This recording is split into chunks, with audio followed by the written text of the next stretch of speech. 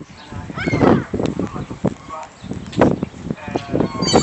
مدرب جديد للإذاعة النهارده فهمي عمر أستاذ فهمي عمر وأكرم طاهر رجل التسجيل اللي كان بيعلق الموشن بصوت رائع رائع الناس بتسمع يعني ذوق ممتاز. وبعدين دول فيهم ثقافة رياضية لغوية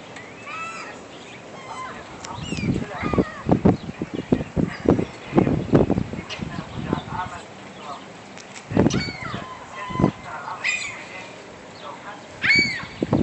مليون حاجة لازم يبقى مثقف إعلاميا ومثقف ثقافيا